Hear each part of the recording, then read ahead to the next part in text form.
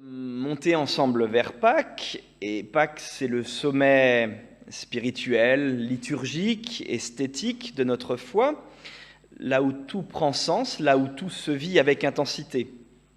Et maintenant, qu'allons-nous faire? Pâques est déjà derrière nous depuis 2 semaines, et que dire d'autre? Nous avons dit Jésus est ressuscité, il est vraiment ressuscité, nous nous sommes salués avec cette proclamation qui a profondément résonné en nous. Et maintenant, comment suivre le ressuscité?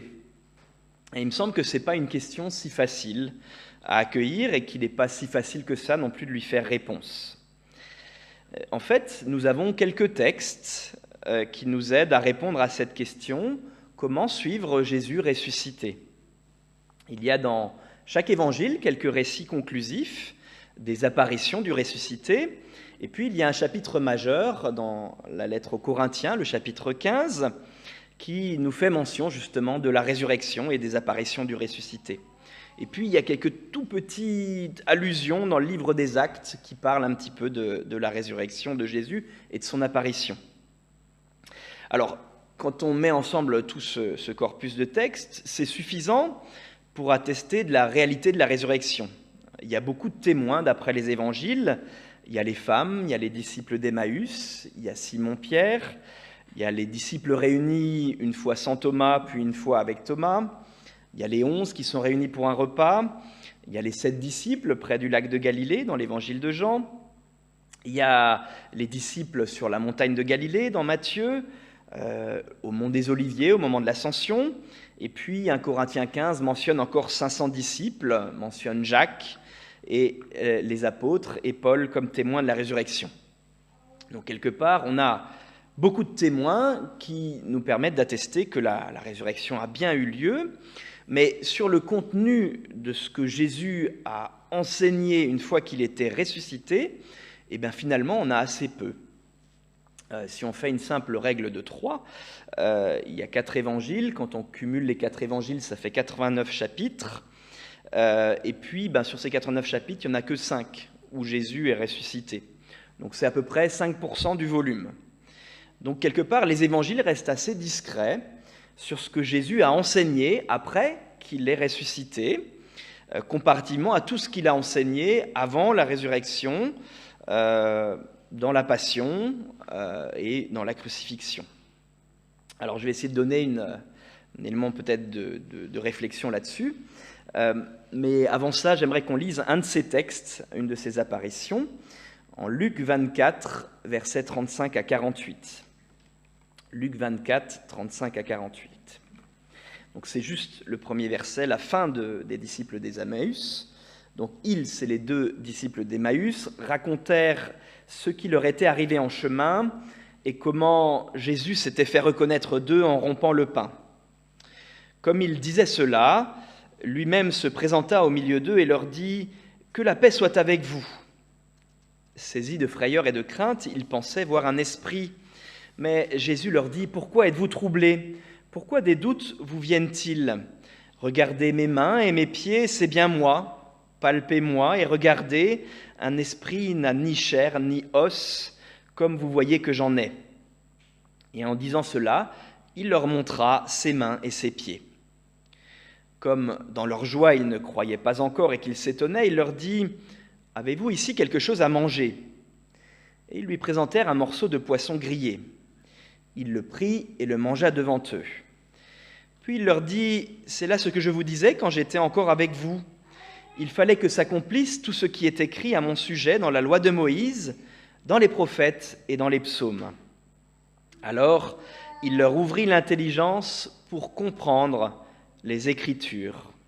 Et il leur dit « Ainsi il est écrit que le Christ souffrirait, qu'il se relèverait d'entre les morts le 3e jour, et que le changement radical pour le pardon des péchés serait proclamé en son nom à toutes les nations, à commencer par Jérusalem, et vous en êtes témoins. » Amen. Jusqu'ici, la lecture d'aujourd'hui.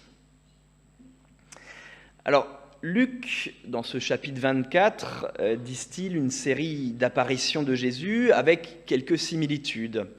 Il y a les femmes, il y a Pierre, il y a les disciples d'Emmaüs, et puis il y a ces 11 avec d'autres disciples encore. Et en fait, tous sont surpris. Une des caractéristiques communes, c'est que la résurrection les surprend. La rencontre avec Jésus, ils ne s'y attendent pas. La manière dont se passe cette rencontre n'est pas prévue, n'est pas prévisible, n'est pas attendue. Jésus, dans ce texte, est au milieu d'eux, il surgit, on ne sait pas comment il arrive, tout d'un coup il est là, au milieu d'eux, et ses disciples semblent ne pas bien le reconnaître. Le texte nous dit ici qu'ils pensent que c'est un esprit. C'est les mêmes mots qui étaient employés lorsque Jésus les avait envoyés traverser le lac de Galilée, et puis les avait rejoints au milieu de la nuit en marchant sur la mer. Et cette apparition leur semblait tellement irréelle qu'ils s'étaient là aussi imaginé que ça devait être un esprit, mais que ça ne pouvait pas être Jésus lui-même. Donc la réalité finalement que nous décrit Luc, c'est que, aussi bien pour les femmes, pour Pierre, pour les disciples d'Emmaüs, pour les 11 réunis, le Jésus qu'ils rencontrent, ils sont pas prêts à le rencontrer tel qu'il est, de nouveau avec un corps, avec une chair, avec des marques, des clous dans ses mains, dans ses pieds. Pour eux, Jésus, finalement, il devrait exister sous la forme d'un esprit, une fois qu'il est mort. Et donc, ce qu'ils voient, ils se disent, ça doit être l'esprit de Jésus. Alors Jésus va prendre le temps de la pédagogie, et il va leur montrer qu'ils se trompent, et que la résurrection, c'est pas tel qu'ils l'avaient imaginé. Et que dans cette résurrection, Jésus a bien un corps. Il a bien les stigmates de la croix, qui sont sur ses mains et ses pieds, et puis il mange devant eux, en leur disant un esprit, lui, ne mangerait pas. Et donc, finalement, tous ces gestes, déjà, nous amènent à nous dire que, finalement, le contenu de la résurrection, c'est aussi une forme de continuité entre la vie du crucifié et la vie du ressuscité. C'est bien la même personne qui a traversé la mort et qui se présente devant les disciples. Le ressuscité, c'est la même personne, c'est la même histoire que le crucifié. Et probablement que les disciples ne sont pas prêts à accueillir cela parce qu'eux, ils envisagent la mort comme une rupture. Ils imaginent peut-être que la mort met fin à une histoire et que derrière, c'est une autre histoire qui recommence et que cette histoire, elle est déconnectée de la vie avant la mort. Ils se trompent. Jésus ressuscité est bien le même que Jésus crucifié, mais avec les marques de la croix qu'il porte sur lui et qu'il présente à ses disciples.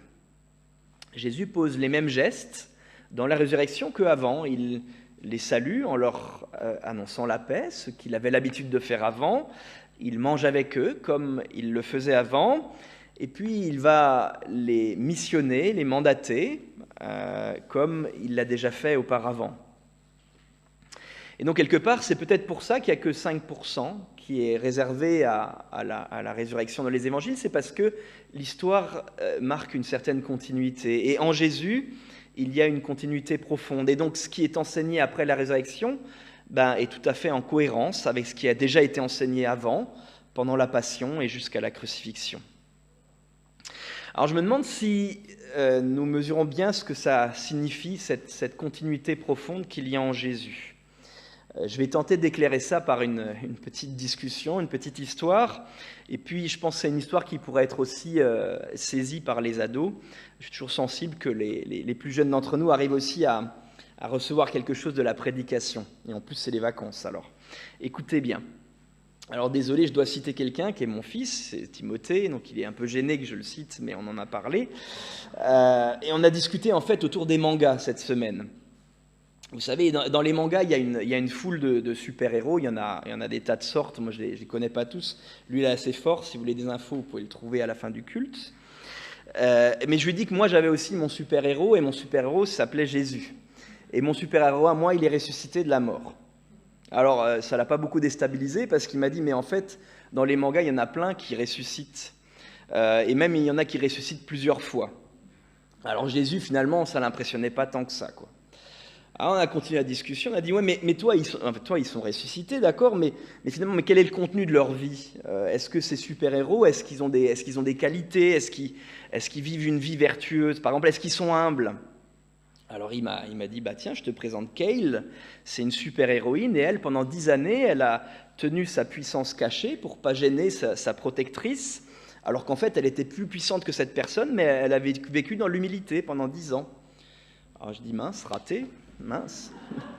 Alors je dis, mais est-ce qu'ils sont loyaux et fidèles? Alors il m'a parlé de Erwin, et c'est un super-héros qui a prêté loyauté à ses troupes et qui a toujours été loyal à toutes ses troupes dans tous les combats dans lesquels il les a emmenés. Et il se bat à ses côtés et il continue le combat. Il dit, mince, encore raté. Je dis, mais ils disent pas tous la vérité, tes mangas. Alors il me dit, si, Goku, lui, il dit toujours la vérité, il ment jamais. Je dis, mince, encore raté. Alors j'ai continué mon investigation, puis je me suis dit, là, je vais trouver quelque chose. Je dis, mais est-ce qu'ils sont non violents, tes mangas? Là, il était un peu ébranlé quand même. Il m'a dit, bah ouais, c'est vrai que des mangas, là, des héros de mangas non violents, ça vient pas immédiatement en tête. Alors on est allé sur le conseiller Google, on lui a tapé héros de manga plus non violents, et puis Google, il a renvoyé le top 10 des héros de manga les plus violents. Comme ça, on avait toute la liste de tout ce qu'ils ont fait les uns les autres et le classement. Alors, vous savez, il y a des petits moments où on prend un peu plaisir, on se dit, ça y est, on a touché quelque chose. Mais après, il m'a dit, bon, mais il y en a peut-être quand même qui sont un peu non-violents. Il y en a un qui fait du basket, là, il se met jamais en colère. Je dis, mais quand il perd, il se met pas en colère? Il dit, non, mais il perd jamais. Alors, je dis, ça, forcément, quoi. Et alors, je lui ai dit, mais attends, on va aller encore un tout petit peu plus loin. Je dis, mais est-ce que toi, tu as un super-héros du pardon?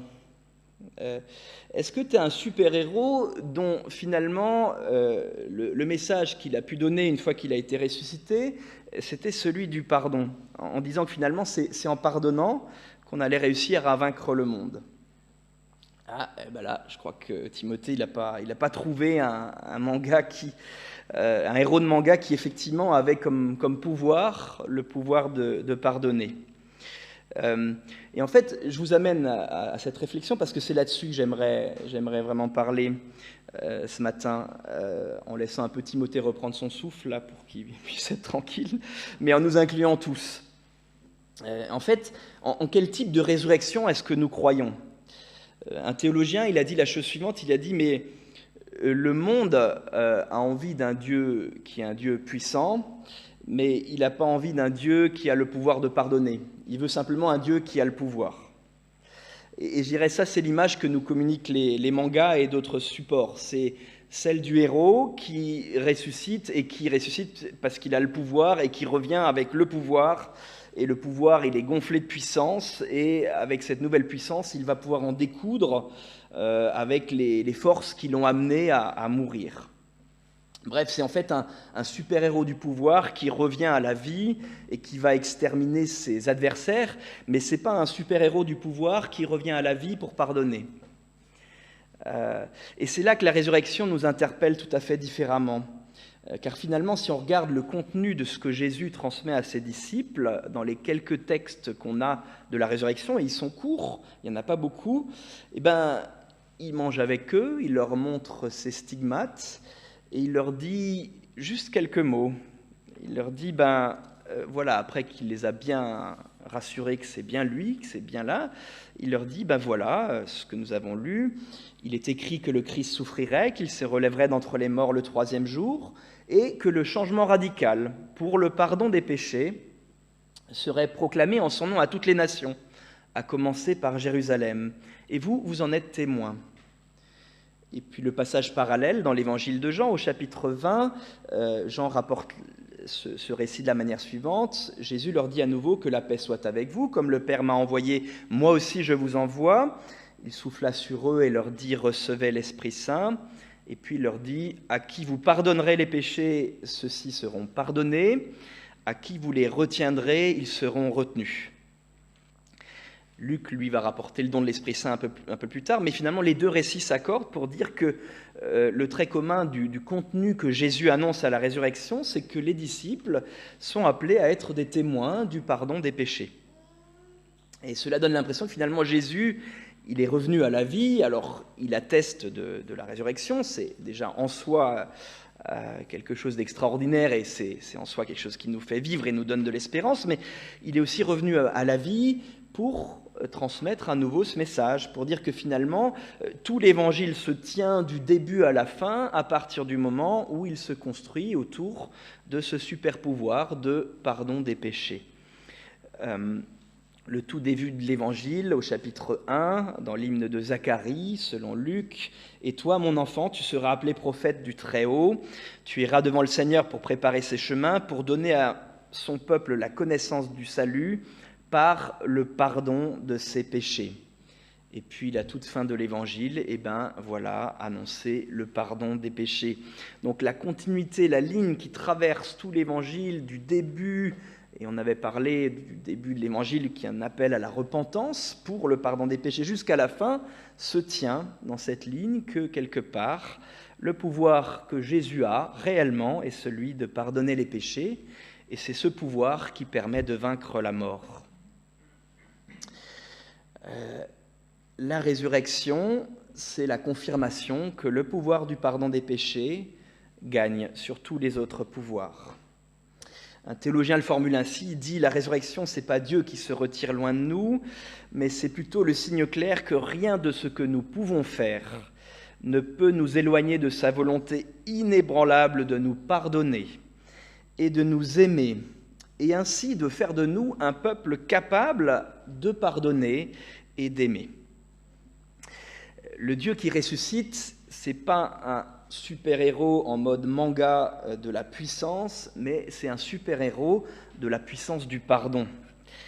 C'est la proclamation du pardon des péchés qui ouvre l'Évangile, et c'est cette proclamation qui le ferme. C'est cette proclamation qui est aussi le cœur de la croix. « Père, pardonne-leur, car ils ne savent pas ce qu'ils font », qui est la première parole de Jésus en croix. Et donc, l'histoire de Jésus et l'histoire du pardon des péchés sont intimement liées du début jusqu'à la fin. Et la mission la plus importante que Jésus confie à ses disciples, c'est d'être celle d'une communauté de pardon. Une communauté où les gens se savent pardonner et où ils apprennent à se pardonner les uns aux autres. Et en vous disant cela, je sais combien c'est difficile à porter et combien il serait plus facile pour moi, si je le pouvais, de vous annoncer que simplement Jésus a vaincu la mort en mode super manga, qu'il a le pouvoir de tout et que nous, on peut vivre tranquille, on n'a rien à faire. Mais malheureusement, ça, c'est la mode résurrection en mode super manga. C'est pas le mode résurrection chrétien. La résurrection en mode chrétien, c'est Jésus qui vient vous dire « J'ai annoncé le pardon des péchés avant ma mort, je l'ai annoncé, je l'ai réalisé sur la croix. Maintenant que je suis ressuscité, je viens à nouveau vous le dire, vous l'apporter, vous le témoigner, vous le donner.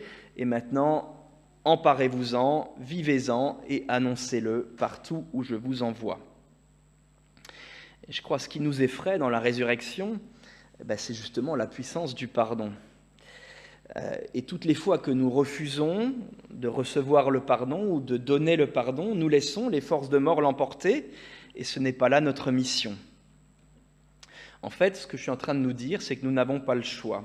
Jésus a déjà choisi pour nous, et nous sommes une communauté formée par le pardon des péchés, et nous sommes une communauté appelée à faire circuler et mettre en œuvre la puissance de pardon des péchés.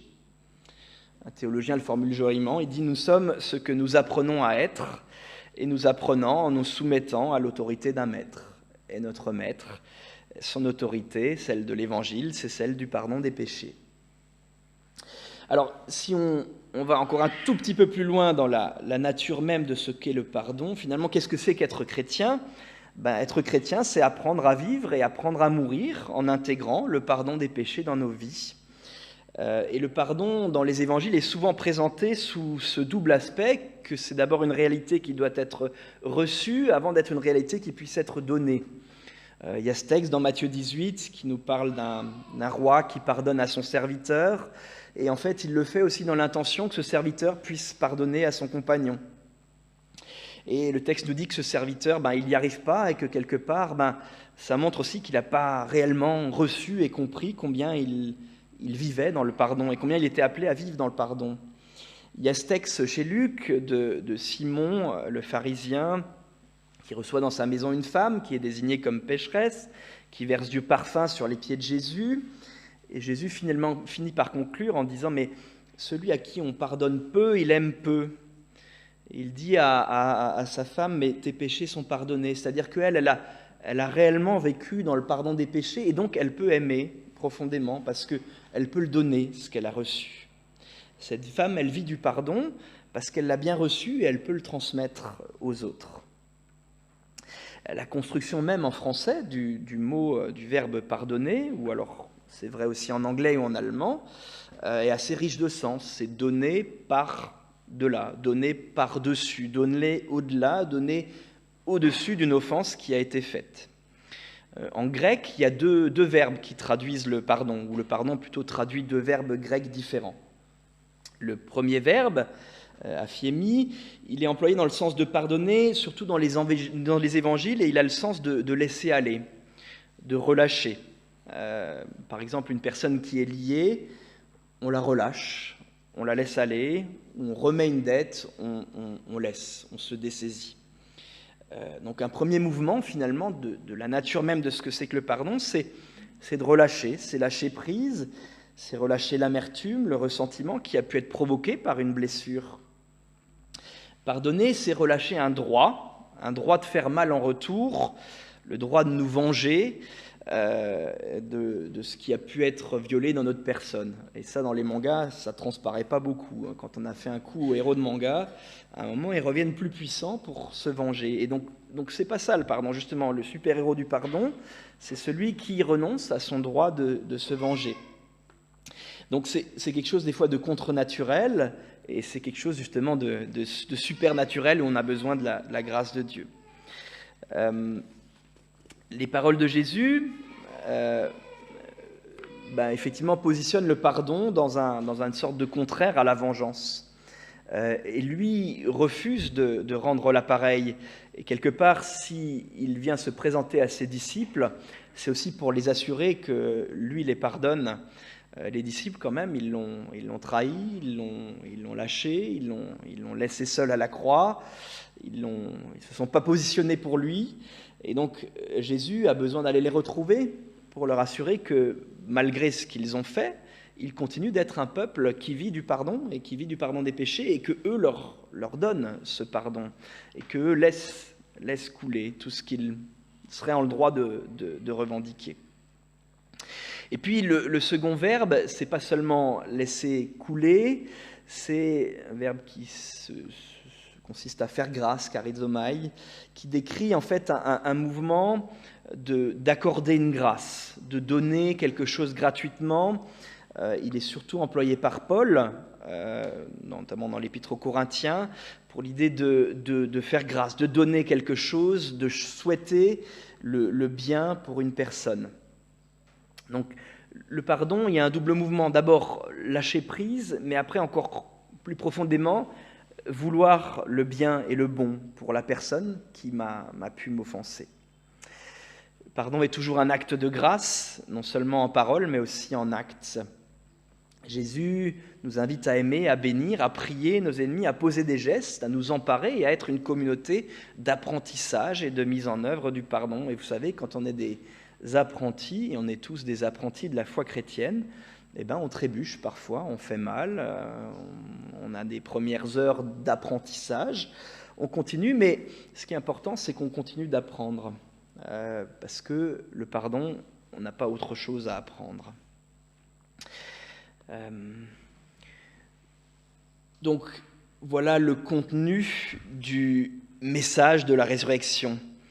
Et donc, si quelque part recevoir et donner la vie pardonnée, c'est au cœur de la mission que Jésus nous confie, alors nous sommes appelés en Église à nous soutenir et à nous encourager dans cette mission. Et je trouve toujours que c'est beau quand on entend des témoignages de personnes qui, dans des situations, ont réussi à poser l'un ou l'autre geste de pardon. Parfois des toutes petites bribes, mais ça, c'est ce qui nous construit.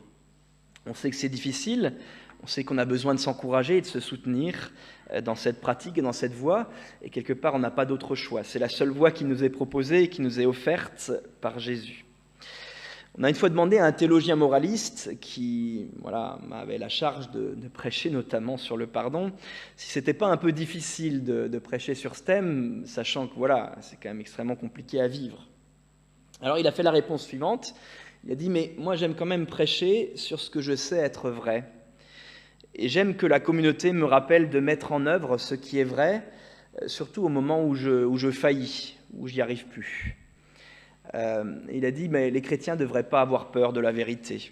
En fait, la vérité ne devrait pas nous faire peur. » Alors voilà, je laisse cette exhortation simplement. Recevons aujourd'hui à nouveau le pardon de Jésus ressuscité. C'est ce qu'il est venu apporter à ses disciples premièrement, et c'est ce qu'il nous donne à nous qui sommes les témoins de la résurrection. Lui ne se venge pas de nos fautes, mais il nous fait grâce et désire pour nous la vie. Et puis apprenons à être une communauté de pratique, en nous encourageant les uns les autres dans la pratique du pardon, en nous encourageant à lâcher prise et en nous encourageant à désirer le bien, la vie pour chacun d'entre nous. Amen.